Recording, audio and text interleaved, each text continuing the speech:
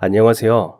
저는 동네에서 작은 가정의학과를 운영하는 40대 중반을 앞둔 의사입니다. 졸업 후 대학병원에서 근무하다 남편과 힘을 합쳐 가정의학과를 열게 됐습니다. 대학병원에 일하면서 항상 사람들의 큰 병을 다루기 바빴는데 어느 날부터인가 감기나 독감, 중이염 등과 같이 작은 질환부터 치료를 도와주는 게 더 중요하다는 생각이 들었습니다. 또 어르신들이 먼 병원까지 다니기 어렵다는 말을 들으며 동네에는 갈 만한 곳이 없어 아파도 참을 때가 많다는 이야기를 듣고 제가 사는 곳 주변을 쭉 둘러보니 성형외과나 피부과는 이렇게나 많은데 가정의학과나 종합의원은 거의 찾아볼 수가 없었습니다. 가정의학과는 다리가 아프거나 피부에 뭔가 올라왔거나 혹은 갑자기 머리가 어지러운데 이유를 찾을 수 없을 때 찾을 수 있습니다. 어디가 아픈지 정확하게 알지 못하지만 몸에 불편함이 느껴질 때 그 원인이나 2차 병원이나 검사를 어떻게 받으면 좋을지를 알려줄 수 있는 곳입니다. 종합의료 서비스를 제공하는 곳으로 보다 더 가까이에서 환자를 들여다볼 수 있고 챙길 수 있는 곳이기도 합니다. 개원하면 누구나 돈을 많이 번다고 생각합니다. 하지만 그건 병원의 위치나 종류에 따라 크게 달라질 수 있습니다. 제가 가정의학과를 연다고 했을 때도 많은 분이 말렸습니다. 그 돈으로 차라리 돈이 더 잘 되는 다른 분야를 차리거나 아니면 마음 편히 강사 일을 하며 교수 준비를 하는 게 어떠냐고 합니다. 하지만 혼자서 의사가 된 것이 아닌 저는 소중한 사람과 약속을 하나 했습니다. 약속이기도 하고 제 스스로 했던 다짐이기도 했습니다. 의사가 되고 나서 바쁜 하루를 보내며 잠시 잊었던 그 약속을 저는 다시 되돌아봤습니다. 나 정말 그때 약속처럼 좋은 의사가 된 것이 맞나?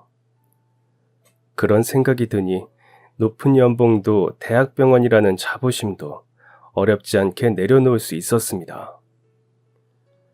제 이야기를 듣다 보니 혼자서 의사가 되지 않았다는 게 무슨 뜻일까 궁금하실 것입니다.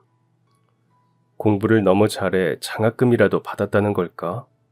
아니면 부모님에게 도움을 받은 걸까 하고 말이죠. 제가 어떻게 의사가 될 수 있었는지를 이야기하기 위해서는 먼저 그분을 만나게 된 계기부터 알려드려야 할 것 같습니다. 부모님 중 한 사람과 아이들이 살고 있을 때 한부모 가정이라는 표현을 씁니다. 부모가 한 명밖에 없다는 뜻인데 제가 바로 그 가정에서 자랐습니다. 저희 부모님은 어려운 형편에 만나 열심히 사는 분들이었습니다. 아버지와 어머니는 두 분 다 어린 시절 부모님을 잃고 힘들게 살아왔습니다. 저는 어머니와 둘만 살았는데도 가끔은 외로움이 느껴졌는데 부모님 없이 살았던 두 분이 얼마나 외로우셨을까 가끔 생각해 봅니다. 아버지는 인쇄공장에서 일을 했습니다. 지금은 많은 친구들이 책도 핸드폰이나 태블릿을 이용해서 읽는다고 합니다. 가끔 대학 강의에 출강하고는 하는데 그럴 때면 책을 들고 다니지 않는 친구들도 종종 보입니다. 정말 깜짝 놀랐습니다. 제가 어릴 때, 아니 대학 시절에만 해도 책이 없으면 공부를 할 수 없었습니다. 시대가 이렇게나 달라졌구나 느낍니다. 게다가 작은 핸드폰으로 무엇이든 할 수 있는 시대라니 참 놀랍습니다. 제가 대학에 입학했을 때만 해도 핸드폰이 없다는 것이 그리 놀랄 일은 아니었는데 세상은 참 빠르게 변하구나 생각이 듭니다. 부모님 이야기를 하다가 잠시 다른 곳으로 샜는데 어머니는 초등학교를 졸업하자마자 부잣집에 들어갔습니다. 예전에는 식모살이라고 하죠. 지금은 가사도우미라는 말을 쓴다고 합니다. 부모님이 돌아가시면서 집안에 큰 빚이 생겼다고 하는데 친척들도 갚아주기가 힘들어 어쩔 수 없이 어머니를 부잣집에 보내면서 그 돈으로 빚을 갚기로 했다고 합니다. 너무 어려 영문을 모르던 어머니는 그저 어른들이 돈을 벌어야 하니까 이제부터 여기서 살면서 일을 해야 한다는 말에 그런가 보다 하고 들어갔다고 합니다. 만약 지금의 제가 어머니를 알았다면 빚은 얼마인지 알아보고 재산 상속을 받지 않으면 갚지 않아도 된다고 알려줄 수 있었을 텐데 생각이 듭니다. 그러니까 어린 너는 힘들게 남의 집에서 눈치 보며 일할 필요가 없다고. 집 같지는 않겠지만 그래도 보육원에서 다른 친구들과 학교도 다닐 수 있다고 말이죠. 공부도 하고 네가 좋아하는 공기놀이도 하고 정말 하고 싶은 일도 찾아 꿈도 이루라고 말입니다. 그리고 만약 그랬다면 젊은 나이 어려운 형편의 아이를 낳아 힘들게 키울 일이 없었을지도 모릅니다. 저는 어머니의 딸이라 너무 행복했지만 혼자서 힘들게 저를 키웠을 어머니에게 늘 미안한 마음이었거든요. 그 후로도 이 집 저 집을 떠돌며 남의 집 살이를 했던 어머니는 10대 후반 우연히 아버지를 만났습니다. 그때 어머니가 들어갔던 곳이 바로 인쇄 공장을 운영하시는 사장님 내외의 집이었습니다. 하루는 사장님이 직원들과 회식을 마치고 늦게까지 남아있던 몇 명을 데리고 집으로 왔다고 합니다. 늦은 시간, 갑작스럽게 술상을 차리라는 사모님의 호출에 어머니와 직원들은 잠이 들려다 불이 나게 일어나 밖으로 나갔죠. 부엌에서 있는 재료로 열심히 안주를 만들고 사장님과 직원들이 모인 거실로 가져갔습니다. 그리고 거기서 바로 아버지를 마주하게 되었죠. 학교도 다니지 않고 그렇다고 알고 지내던 또래 친구가 있던 것도 아닌 터라 어머니는 자기와 비슷한 나이의 이성을 만날 일이 없었습니다. 아마도 사춘기가 겹쳐서 그럴지도 모르지만 갑작스럽게 자신과 비슷한 또래의 까무잡잡한 피부에 오랜 공장일로 덩치도 듬직한 남자아이를 마주치게 되니 얼굴이 홍당무처럼 벌개졌다고 합니다. 순간 들고 있던 안주 쟁반을 떨어뜨릴 뻔할 정도로 말입니다. 그리고 아버지 역시도 마찬가지였습니다. 공장 옆에 기숙사와 비슷한 직원들이 모여 사는 하숙집에 살았던 아버지는 자신과 비슷한 나이의 남자애들을 봤지만 여자아이를 만날 기회는 별로 없었습니다. 공장 일하던 또래 친구 중 미팅을 하는 애들도 있었지만 아버지는 돈 버는 일에만 관심이 있어 그런 자리에도 나가지 않았다고 합니다. 모르지 진짜 그랬는지 내가 눈으로 본 게 아니니 뭐. 그래도 날 보자마자 얼굴이 벌개지는 것을 보니까 아이고 이 양반 완전 쑥맥이네 했지. 아버지 이야기를 할 때면 어머니는 괜스레도 짓궂게 이야기하고는 했습니다. 그럴 때면 아버지는 기력 없이 병원 침대에 누워서도 희미하게 허허 웃는 소리를 내고는 했습니다. 힘이 없어 말도 제대로 못하시는 아버지가 어머니의 농담에는 늘 웃어주고는 하셨는데 그 모습이 안타까우면서도 두 분의 사랑이 얼마나 큰지 느껴져서 기분이 좋기도 했습니다. 두 사람의 인연은 그렇게 시작되었습니다. 바로 다음 날 아버지가 사장님 집 앞에서 괜히 서성이는 것을 시작으로 말이죠. 그 당시 핸드폰도 없고 컴퓨터도 없으니 이메일을 쓸 수도 없고 그렇다고 남의 집에 편지를 할 수도 없었습니다. 그러니 어쩌겠어요. 알고 있는 주소로 찾아가 상대가 문 밖으로 나오는 것을 기다리는 수밖에 없죠. 어쩌면 그때의 연애가 더 로맨틱하지 않았나 싶은 생각도 듭니다. 서로 얼굴을 보지 않고는 만남을 이어갈 수 없었으니 뭔가 더 큰 노력이 들어간 것 같기도 하고요. 어머니가 시장에 갈 때면 따라가기도 하고 늦은 저녁 몰래 집을 빠져나와 근처를 산책하기도 했습니다. 둘의 사이는 그렇게 깊어져 갔지만 아직 미래를 약속하기에는 둘 다 가진 게 없어 확신할 수 없었죠. 우리 꼭 어떻게 하자는 약속을 하지 않았지만 속으로는 얼른 돈을 모아 우리가 함께할 방법을 찾아야겠다 하고 생각했다고 합니다. 그렇게 2년 동안 둘은 열심히 돈을 모으고 연애도 했습니다. 시간이 지나면서 서로의 마음도 깊어지고 신뢰도 쌓여갔죠. 어느새 두 사람은 20살을 지나쳐 서로를 만난 지도 3년이라는 시간이 지났습니다. 그리고 기가 막히게도 사장님이 돌아가시면서 공장은 다른 사람에게 넘겨지게 되었고, 두 분은 그동안 모은 돈을 들고 그 동네를 떠났습니다. 그곳에서 열심히 돈을 모으며 가정을 꾸릴 준비를 했고, 혼인신고를 마치고 3년 후에는 제가 등장했습니다. 아버지와 어머니는 갑작스럽게 찾아온 아기 천사에 당황하기는 했지만, 어린 시절을 외롭게 살아온 두 분에게 새로운 가족이 생긴다는 것은 오히려 기쁨이었습니다. 아버지는 오랫동안 할 일을 찾기 위해서 근처 목공소에서 나무를 다듬는 일을 배웠습니다. 조금씩 가구를 만드는 과정을 배워가고 있었고, 나중에는 돈을 벌어 가족들과 작업실을 같이 할 수 있는 마당이 있는 주택을 사는 게 꿈이었습니다. 어머니는 인력회사를 통해 일자리를 찾았습니다. 20대 초반, 어린 나이라 그 전부터 경력이 아주 많았음에도 혼자서는 일할 집을 찾는 게 어려웠다고 합니다. 그래도 사무실을 통해서 다행히 괜찮은 집들과 연결이 된 덕분에 돈을 벌 수 있었습니다. 그리고 제가 태어났고 아이를 맡길 곳을 찾을 수 없었습니다. 근처 어린이집은 이미 원생들이 꽉 찼고, 이럴 때 도움을 받을 수 있는 시댁이나 친정도 없었습니다. 어쩔 수 없이 제가 조금 클 때까지 일을 그만두고 육아에 전념하기로 했습니다. 그래도 아버지가 쉬는 날이면 잠시 저를 맡기고 어머니가 대신 일을 가기도 했습니다. 참 열심히 치열하게 살아온 두 사람이었습니다. 사실 저는 의대를 졸업하고 병원에서 근무하다가 조금 늦은 나이에 결혼했습니다. 제가 아이를 낳은 후에는 저희 어머니도 계셨고 일하는 분을 구할 수도 있는 형편이었습니다. 그래서 아이를 낳고는 일하는 분이 집안일도 대신 해주셨고 저는 산후조리만 열심히 하면 됐습니다. 또 몸을 추스르고 제가 다시 일을 시작하고 싶었을 때도 아이를 봐줄 사람을 고용할 수 있었습니다. 어쩌다 스케줄이 맞지 않을 때는 어머니가 아이를 봐주기도 하셨습니다.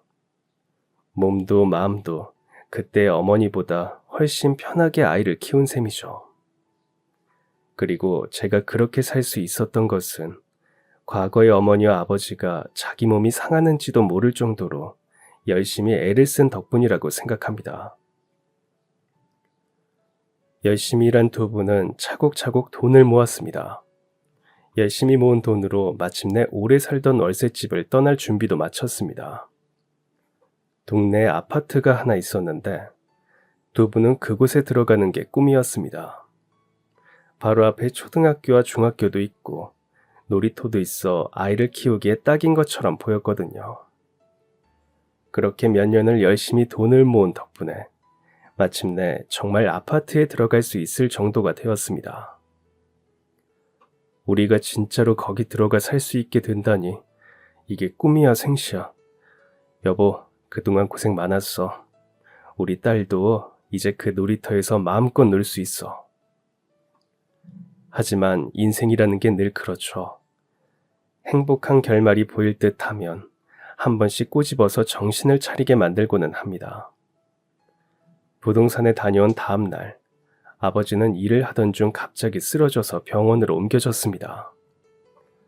조혈물세포가 악성세포로 변해서 골수에서 증식해 말초 혈액까지 퍼졌다고 합니다. 전신으로 퍼지면서 간은 물론 비장과 림프선 등 몸의 여기저기를 침범했습니다. 이렇게 들으면 갑자기 무슨 소리인가 싶을 것입니다. 하지만 병명을 들으면 바로 이해가 될 거예요. 백혈병입니다. 급성 골수성 백혈병인데 성인에게 많이 나타납니다. 주로 나이 든 분들에게 나타난다고 알려져 있지만 꼭 그렇지만은 않습니다. 남편분도 그런 사례입니다. 주로 빈혈 증상이 나타나고 한동안 피로감도 많이 느꼈을 것입니다. 또 혈소판이 감소하면서 멍이 들기도 하고 코피나 잇몸 출혈 등을 겪었을 수 있습니다. 아마 그동안 몸이 이전 같지 않고 이상을 느꼈을 것 같은데 저는 그냥 일 때문에 피곤한 줄 알았습니다. 원래 사람이 피로하면 어지럽기도 하고 그러잖아요. 그래서 그냥 지나치는 분들이 꽤 있습니다. 설마 내가 큰 병이겠어 하고 참는 분들도 있고, 아마 그런 증상을 느끼신 지 꽤 됐을 텐데 지금 전이가 꽤 진행된 상태라 우선 관해를 얻는 게 중요하니 항암을 하면서 상황을 지켜보시죠. 그 후 아버지는 병원에서 항암을 시작했습니다. 백혈병은 관해를 얻느냐가 이후 생존율에 큰 영향을 미치기 때문에 이 과정이 무척 중요합니다. 아버지는 병원에 입원했고 어머니는 부동산에 연락해 계약을 취소했습니다. 어머니는 애써 웃으면서 꼭 성공할 거라고, 곧 태어날 거라고 아버지에게 용기를 주며 돌아섰습니다. 하지만 저는 보았습니다. 집으로 돌아와 어머니가 조용히 방에 들어가 전단을 찢으며 흐느끼는 것을 말입니다.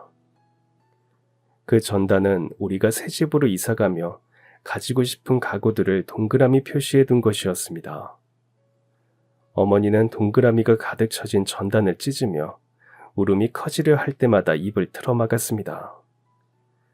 저도 열린 문틈으로 그 모습을 지켜보고 방으로 돌아와 이불 속에 얼굴을 끝까지 파묻고는 조용히 울었죠. 그렇게 치료가 잘 되기를 바라며 한 달이 지났습니다. 항암을 한 지 한 달이 지났지만 큰 차도를 발견하지 못했고 다시 치료에 들어갔습니다. 하지만 1차 항암 후 골수 검사에서 관해가 실패했다는 이야기를 듣고 2차를 진행하게 됐습니다. 항암을 진행하며 아버지는 이전의 건강한 모습을 더 빠르게 잃어가는 것 같았습니다. 하지만 치료를 위한 과정이라고 생각하며 지켜볼 수밖에 없었습니다. 약이 너무 강해서 그런지 시간이 지날수록 아버지는 침대 위에 기력 없이 누워 있었습니다. 예전에는 어머니와 제가 병실 입구에 들어설 때부터 환하게 웃음을 지었는데 이제는 미소를 보이는 것도 힘들어했습니다. 계속되는 항암 사이 아버지는 감염까지 일어났습니다. 생사를 넘나드는 고비 속에서 아버지는 나날이 약해졌고 골수이식을 받았지만 합병증이 생겨 결국 병을 진단받은 지 3년 만에 세상을 떠났습니다. 입원비와 치료비가 엄청나게 들어가면서 그동안 모아둔 돈은 순식간에 사라졌습니다.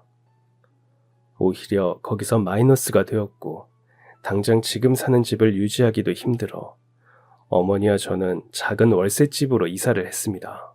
누군가 세상에서 가장 무서운 게 가난이라고 하더군요. 당장 코앞에 닥친 상황에 남편을, 아버지를 잃은 슬픔을 온전히 느낄 새도 없었습니다. 힘들게 일하는 어머니를 위해 제가 할 수 있는 건 공부였습니다. 딱히 이렇다 할 특기나 장기도 없었고 돈을 들이지 않고 성공할 수 있는 발판을 만드는 게 공부라고 생각했습니다. 그래서 다른 친구들이 놀 때도 잠을 잘 때도 저는 눈을 부릅뜨고 공부했습니다. 제가 가난을 벗어나고 어머니를 돕기 위해 할 수 있는 유일한 길이라고 생각하니 자연스럽게 더 열심히 할 수 있었습니다. 이런 말하기 미안한데 아무래도 월세랑 보증금을 올려야 할 것 같아. 그 집 사정도 알지만 우리도 어쩔 수가 없네. 미안하게 됐어. 그래도 사모님, 이렇게 갑자기 많이 올리시면 그 전에 우리가 너무 싸게 내놓은 거지. 요즘 이 주변에서 이보다 더 올리면 올렸지 낮은 곳 없어. 그동안도 내가 지하집 사정 뻔히 아니까 그냥 봐줬었던 거야. 근데 어쩌겠어. 나도 먹고 살아야지. 조금만 깎아주시면 아니면 보증금이라도 그대로.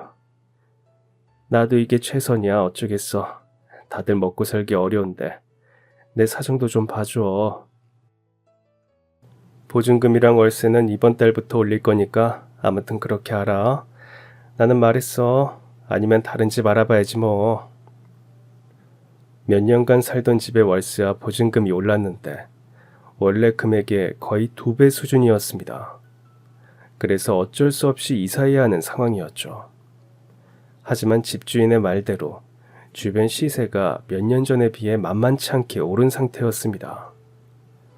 주변 시세가 비싸다는 주인집 아주머니의 말씀도 분명 맞는 이야기였지만 갑작스럽게 크게 오른 보증금과 월세를 내야 하는 입장으로서는 너무 억울하게만 느껴졌습니다. 혹시나 도움을 받을 수 있을까 싶어 부동산을 찾아 저희 수중에 있는 돈으로 구할 수 있는 집이 있는지 물었지만 이 주변에서 그만한 가격에는 구하기 어려울 거라며 아예 다른 동네로 가는 게 어떠냐고 권유했습니다.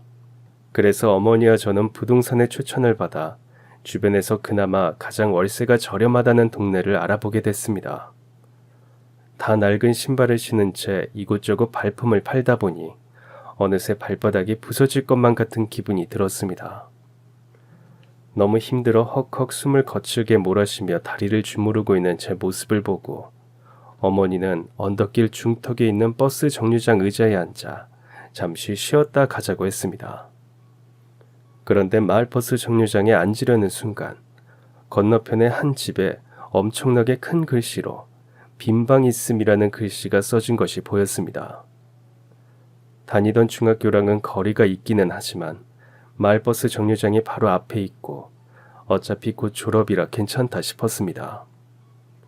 2층으로 된 집은 오래된 것 같기는 해도 말끔해 보였고 골목길부터 산동네까지 둘러보느라 잔뜩 지쳐있던 저희 모녀는 방이 있다는 이야기에 홀린 듯이 대문 앞으로 다가가 문을 두드렸습니다. 계세요? 방 보러 왔는데요. 우리 집 보러 왔어? 그러자 뒤에서 나이가 지긋한 할머니 한 분이 장을 보시고 오는 길인지 양손 가득 짐을 든 채 나타났습니다. 어르신이 무거운 짐을 들고 있던 게 신경 쓰여서 그랬는지 저랑 어머니는 자연스럽게 다가가서 물건을 들어드리려고 손을 뻗었습니다. 그 모습을 보더니 할머니가 조용히 미소를 지으셨죠. 그 엄마의 그 딸이네. 모녀가 둘 다 마음씨가 어떻게 이렇게 고와? 별로 무거운 것도 아니라 괜찮아. 방은 지하인데 반층 정도 아래라 해가 전혀 안 드는 것도 아니라 살만할 거야. 얼마 전에 도배랑 장판이랑 화장실까지 싹 공사해놨어. 원래 우리 아들이 기타 치는 게 취미라 연습한다고 쓰던 곳인데 비어진 지 꽤 됐어. 할머니가 이야기한 지하는 마당에서 계단을 반층 내려가면 있는 곳이었습니다.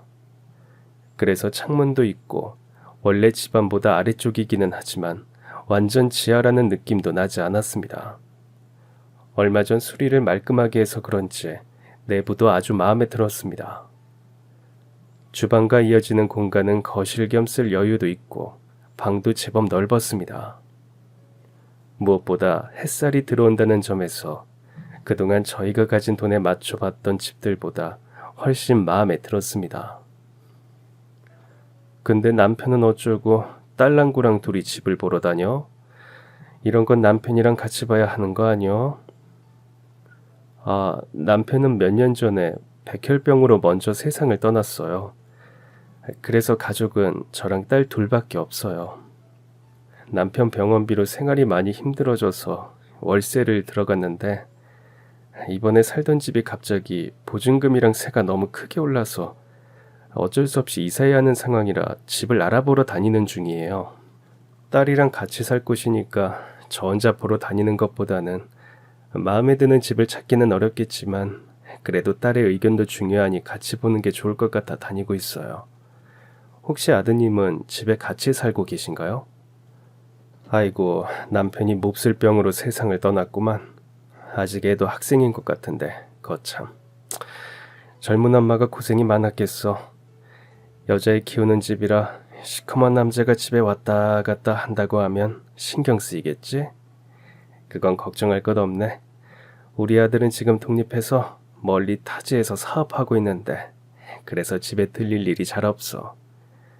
어쩌다 1년에 서너 번 정도 오나? 이번에도 거의 6개월 만에 오는 거야. 1층도 여기 근처 대학이랑 회사 다니는 자매 둘이 살고 있어서 걱정 안 해도 돼. 근데 아기 엄마는 지금 무슨 일 하나? 아, 저는 파출부 나가고 있어요. 그래? 내가 나이가 들어서 그런지 요즘 우리 집 정리하는 것도 힘에 부치는데 혹시 내가 월세를 좀 깎아줄 테니 나 좀 도와줄 수 있나? 네? 월세를요? 보증금 50에 월세는 달에 15만 원만 받을 테니 일주일에 한 번 정도 우리 집 청소 좀 부탁하네. 정말요? 정말 그래도 될까요? 나도 일찍이 우리 남편 보내고 참 힘들었지. 그래도 난 남편이 유산이라도 남겨서 먹고 사는 걱정은 없었어. 여자 혼자 애 키우면서 사는 게 얼마나 힘든지 내가 너무 잘 알아서 그래. 그러니까 부담 갖지 말고 그냥 청소비를 좀 비싸게 쳐주는구나 하고 들어와. 감사합니다. 정말 감사합니다. 제가 일주일에 한 번이 아니라 필요하실 때 언제든지 해드릴게요. 청소 말고도 도울 일이 있으면 언제든지 맡겨주세요. 아이고, 말만 들어도 고맙네.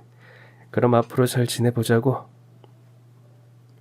저희의 사정을 듣고 안타깝게 여긴 주인 할머니 덕분에 저희는 보증금도 월세를 상상도 하지 못했던 아주 저렴한 가격에 이사를 갈 수 있었습니다.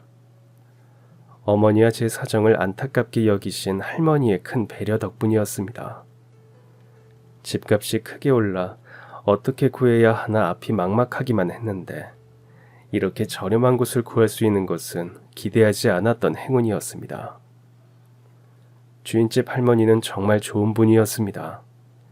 저희 사정이 안타까워서 더 그러셨는지 모르겠지만 엄청 친근하게 저희를 대해주시고 하나라도 더 챙겨주려고 하셨거든요. 맛있는 음식을 하면 항상 저희 목까지 가져다 주셨고 명절이면 자기도 갈 곳 없고 올 사람도 없다면서 집으로 초대해 갈비찜에 잡채까지 차려주고는 하셨습니다. 조부모님이 없던 저에게는 마치 친할머니가 생긴 기분이었습니다. 이사 오기 전 할머니가 말씀하신 것처럼 아들은 만날 일이 거의 없었습니다. 1년에 두세 번도 오지 않는 듯 했고 할머니는 늘 혼자였습니다. 텅 빈 집에서 쓸쓸하게 지내실 할머니가 마음이 쓰여 저랑 어머니도 조금이라도 더 신경을 써드리려 노력했습니다.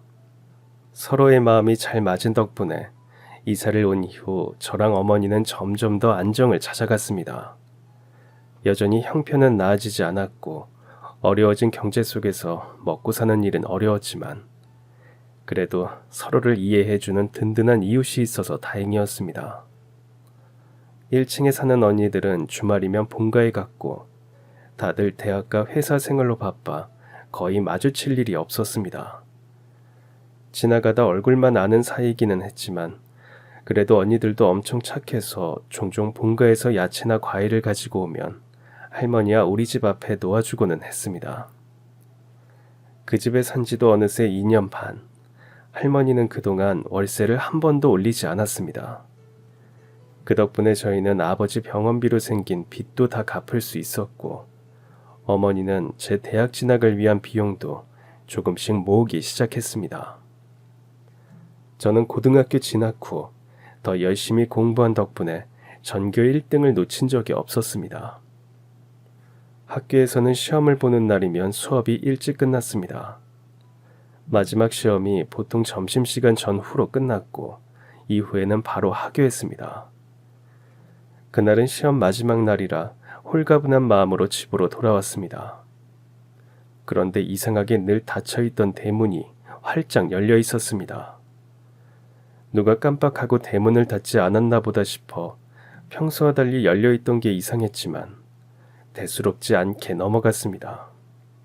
그리고 집으로 들어가서 가방을 내려두고 오랜만에 교과서 대신 읽고 싶던 소설을 보려다가 냉장고 앞에 어머니가 붙여둔 메모를 읽었습니다. 할머니가 반찬 주신 그릇 씻어놨어. 오늘 엄마 일이 늦게 끝날 것 같아서 학교 다녀오면 냉장고 안에 넣어둔 사과랑 같이 할머니 갖다 드려. 잘 먹었다고 인사 잊지 말고. 저는 읽으려던 소설책을 내려두고 냉장고 안에 있던 과일과 싱크대 위에 어머니가 씻어둔 그릇을 챙겨들고 현관문을 열고 나왔습니다. 시험이 끝나 기분 좋은 마음에 콧노래를 흥얼거리면서 그릇과 사과를 들고 1층으로 올라갔는데 할머니가 2층 계단 정신을 잃고 쓰러져 계신 것이 보였습니다. 저는 너무 놀라 손에 있던 걸 바닥에 던져두고는 할머니에게 가까이 갔습니다. 할머니, 할머니 눈 좀 떠보세요. 할머니. 예전에 아버지가 응급실에 갔을 때 봤던 것처럼 할머니의 코와 입에 귀를 대보았습니다. 제 심장이 너무 빨리 뛰어서 그 소리에 집중을 할 수가 없었습니다. 저는 애써 놀란 가슴을 눌러 진정시키며 최대한 호흡을 참고 할머니의 코와 입에서 숨소리가 들리는지 들어보려고 애썼습니다. 그리고 아주 희미하지만 할머니의 숨소리가 들려오는 것을 확인했고 얼른 2층으로 올라갔습니다. 그런데 할머니 집의 현관문까지 열려 있었습니다. 예전에 문을 열어놨더니 비둘기가 날아 들어온 적이 있어 할머니는 늘 현관을 꼭 닫고 다녔습니다. 이상하다는 생각이 들었지만 할머니가 현관문을 열고 나오는 길 정신을 잃었나 싶어 잠시 들었던 의심은 넣어두고 빠르게 거실에 있던 전화기를 찾아 119에 연락을 했습니다. 다행히 10분이 채 되기 전 매우 빨리 구급대원들이 도착했고 할머니를 병원에 옮겼습니다. 저는 구급차에 함께 타고 달려갔는데 할머니가 걱정되기도 하고 지금 상황이 너무 무서워 눈물이 났습니다. 지금과는 달리 핸드폰을 모두 가지고 있던 시절이 아니다 보니 너무나 당황스러운 상황이지만 도움을 청하기 위해 어머니에게 연락을 할 수도 없었습니다. 어린 제가 할 수 있는 일에는 한계가 있었지만 그래도 처음으로 발견한 사람이니 같이 구급차에 타고 가야 할 것 같았습니다. 병원에 도착해서 할머니는 급하게 검사를 위해 옮겨졌고 뇌에 출혈이 있는 상태라 빠르게 수술에 들어갔습니다. 할머니 가족은 어떻게 되는지 연락처는 아는지 다들 물어봤지만 제가 대답할 수 있는 것은 아들이 하나 있는데 저도 얼굴은 본 적이 없고 그래서 자세히 모른다는 말뿐이었습니다. 얼마 후 오신 경찰분들은 어떻게 할머니를 발견하게 되었는지, 평소 사이는 어떤지, 특별히 이상한 점은 없었는지 등을 물어봤습니다. 다행히 할머니 아드님이 핸드폰이 있어요. 그래서 저희가 전화번호를 발견해서 연락을 해둔 상태니까 학생은 집에 가봐도 될 것 같아요. 집으로 돌아오니 동네 입구에서부터 사람들의 수군거리는 소식을 들은 어머니가 걱정 가득한 얼굴로 대문 앞에 나와 있었습니다. 정연아, 너 괜찮아? 이게 무슨 일이야? 많이 놀랐지? 괜찮니? 할머니는? 엄마 나 너무 무서웠어. 정말 너무 무서웠어. 할머니는 수술 중이야. 의사 선생님 말씀으로는 뇌에 출혈이 심한 건 아니라고 하는데 연세가 있으셔서 수술 끝나고 깨어나실지는 지켜봐야 안다고 했어. 할머니 어떡해. 할머니 우리 아빠처럼 돌아가시면 어떡해. 내가 더 빨리 찾았으면, 내가 집에 오자마자 엄마가 쪽지 남긴 거 보고 찾아갔으면, 할머니 더 빨리 찾았으면 괜찮았을까? 아니야 우리 딸 아니야. 그것도 일찍 발견한 거야. 우리 딸이 제일 먼저 할머니 찾아서 병원에 모셔갔잖아. 잘했어. 할머니 괜찮으실 거야. 엄청 강한 분이시잖아. 걱정하지 마. 엄마랑 내일 같이 병문안 가보자. 며칠만 지나면 또 건강하게 인사하러 오실 거니까 너무 걱정 마. 잘했어 우리 딸. 많이 무서웠을 텐데 고생 많았어. 다음 날도 경찰분들이 와서 할머니 집을 조사했습니다. 주변 사람들에게 혹시나 본 것은 없는지 물어봤지만 별다른 단서가 나오지 않아 발을 헛디디거나 갑작스럽게 정신을 잃으며 계단 아래로 떨어진 것 같다고 추정했습니다. 전날 할머니의 수술이 끝났으니 깨어나시지 않았을까 기대하며 혹시나 만날 수 있을까 싶어 어머니와 병원을 찾았습니다. 간호사님의 말에 의하면 아직 의식을 찾지는 못하셨지만 자가 호흡이 가능한 상태라 일반 병실로 옮겼다고 했습니다. 의식은 없지만 얼굴이라도 잠깐 보고 갈까 싶어 1인실을 쓰고 있는 할머니의 병실을 찾아 가까이 다가가려다 갑자기 복도 중간에 있던 계단 쪽에서 누군가 통화를 하며 다가오는 소리를 들었습니다. 손잡이를 잡으려는 순간 갑자기 소리를 확 지르는 남자의 음성에 화들짝 놀라 문에서 떨어지며 계단 쪽을 향해 고개를 돌렸습니다. 남자는 광고에서 본 적이 있던 핸드폰을 가지고 있었습니다.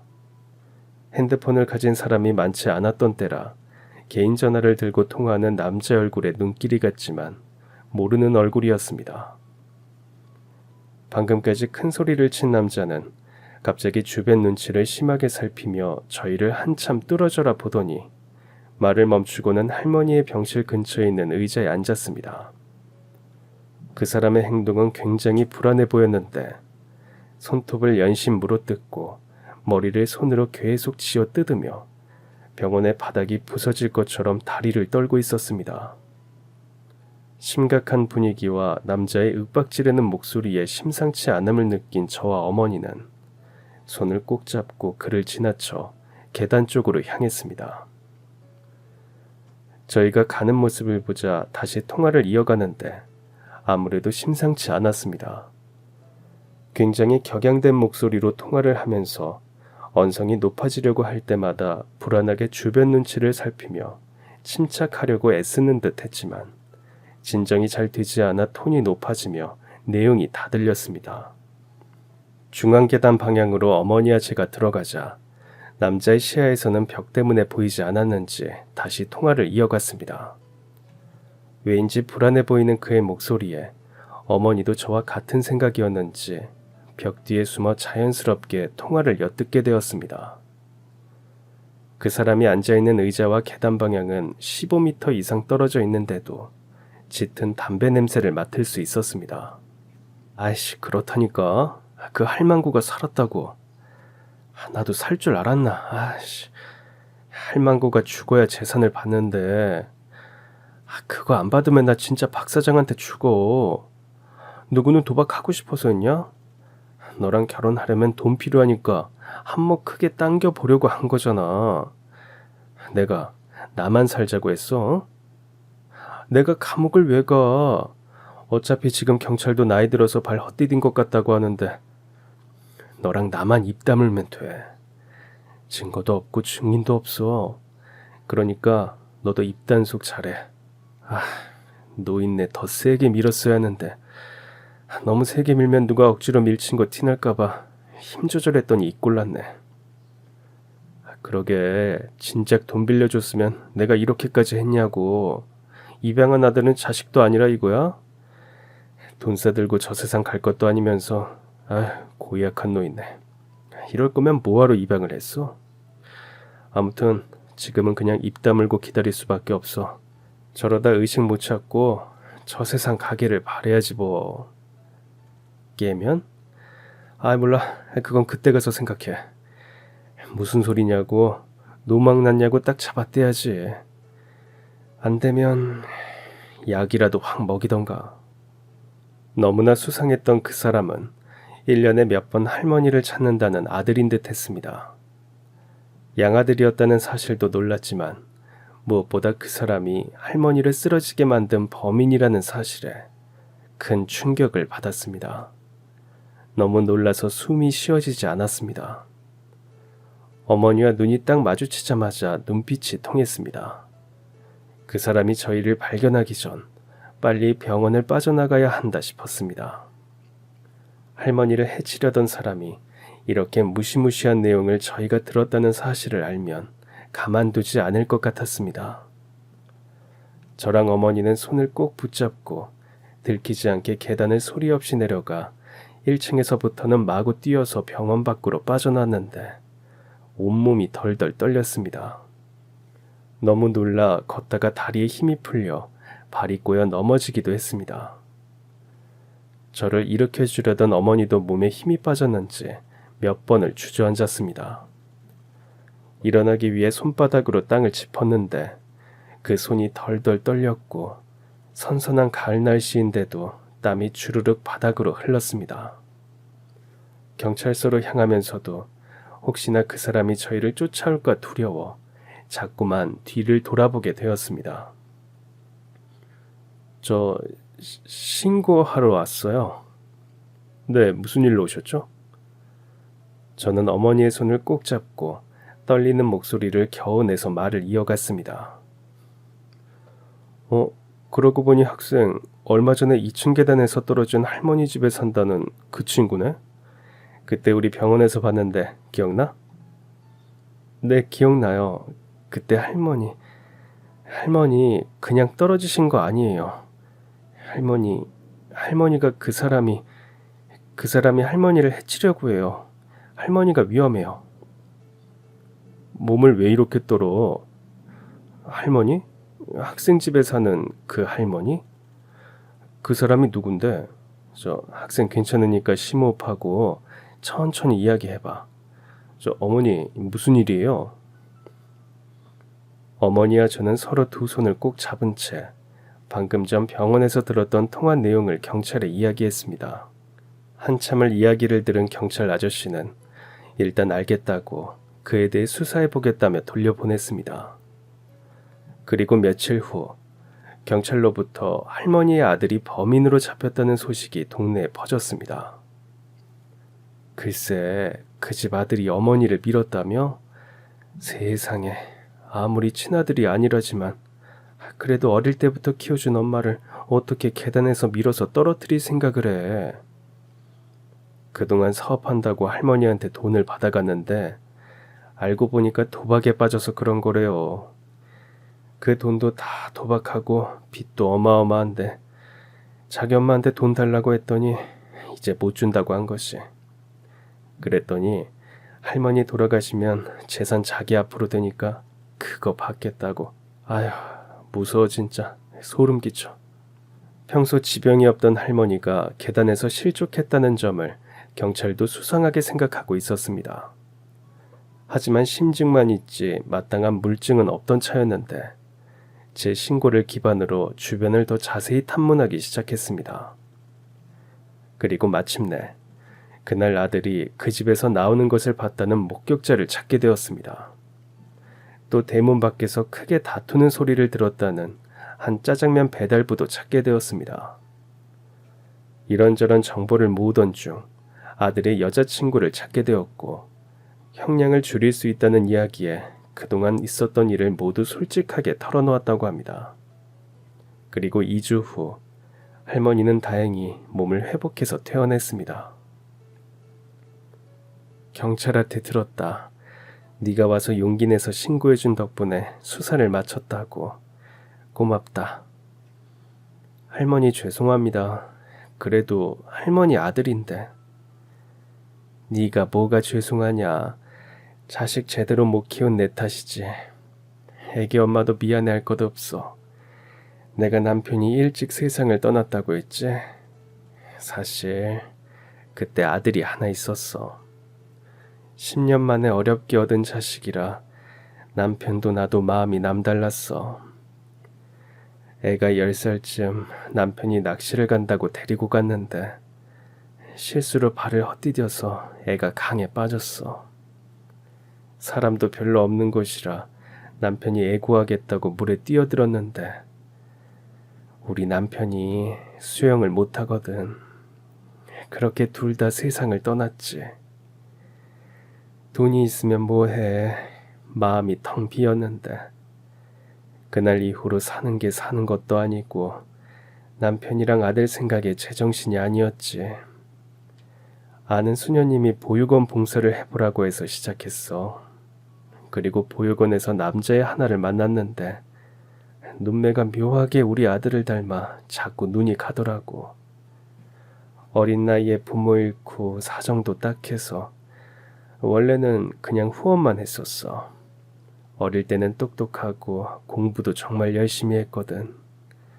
대학 입학하고 나서는 정식으로 가족이 되자고 해서 입양을 하게 됐는데 아들이 늘 저렇지는 않았어.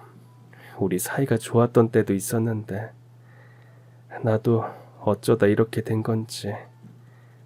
먼저 떠난 아들 생각에 내가 너무 애를 잘못 키웠나 봐. 말끝을 흐리며 우는 할머니를 저랑 어머니는 누가 먼저랄 것도 없이 꼭 안아드렸습니다.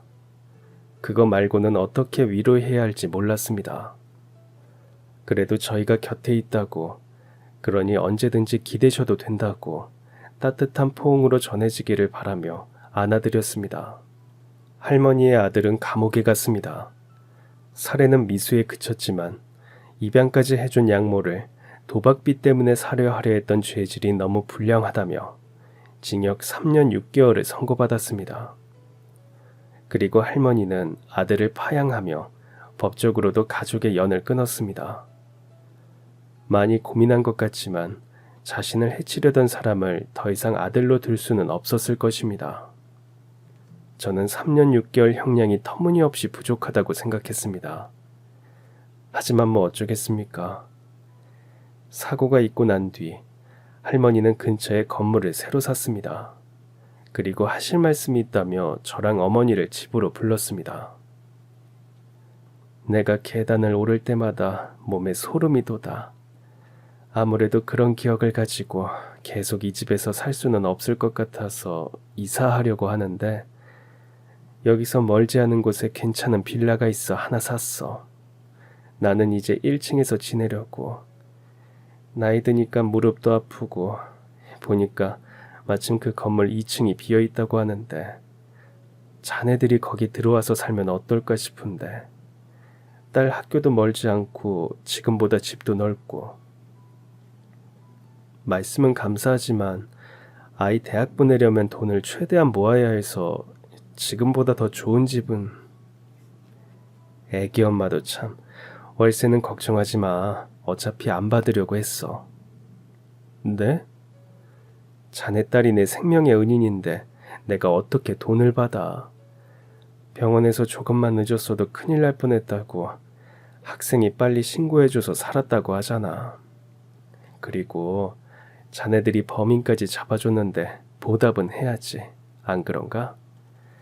그러니까 월세는 걱정하지 말고 나랑 같이 가세.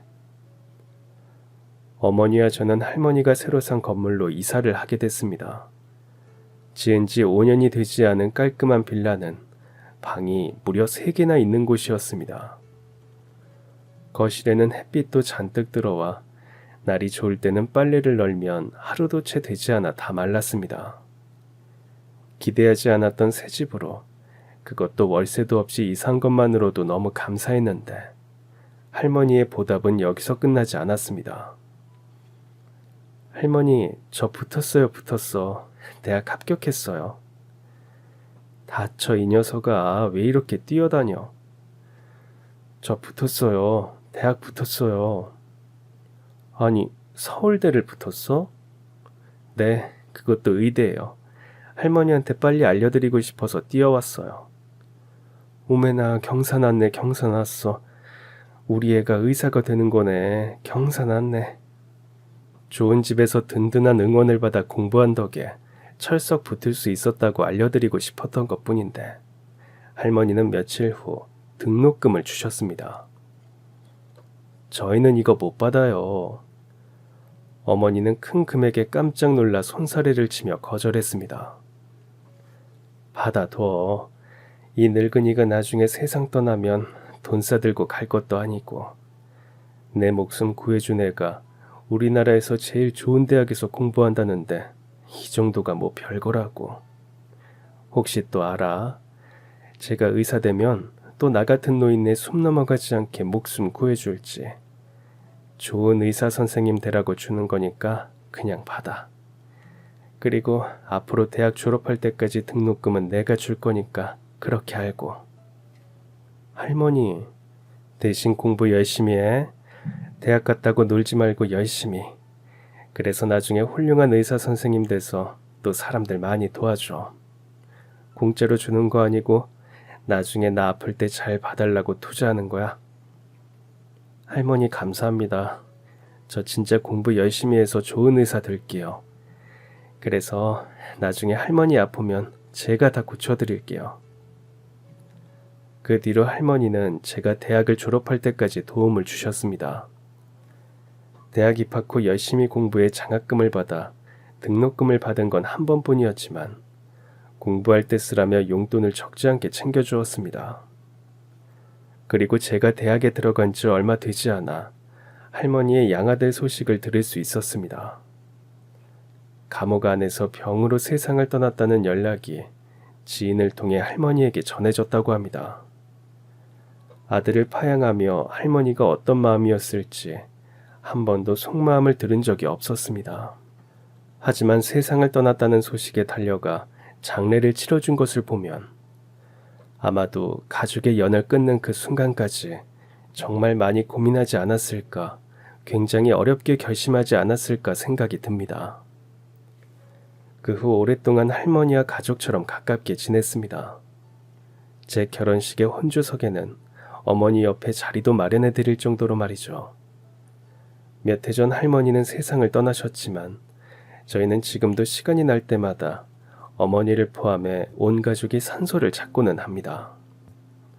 손주들도 보여드리고 이런저런 사는 이야기도 해드립니다. 그리고 훌륭한 의사가 되겠다는 할머니의 약속을 지키겠다고 다시 한번 다짐을 합니다. 당신의 인생은 참 가여웠지만 저희에겐 늘 인정을 베풀어 주셨던 하늘에 계신 할머니가 제가 의사가 될 수 있도록 도와준 것을 후회하지 않도록, 어디에서든 자랑스럽게 생각하실 수 있도록 앞으로도 열심히 환자들을 치료하며 대학 입학 때 다짐했던 그 약속을 꼭 지켜나가겠다고 말이죠. 그럼 지금까지 사연 들어주셔서 감사합니다. 사연이 재밌으셨다면 구독과 좋아요 부탁드려요. 감사합니다. 안녕히 계세요.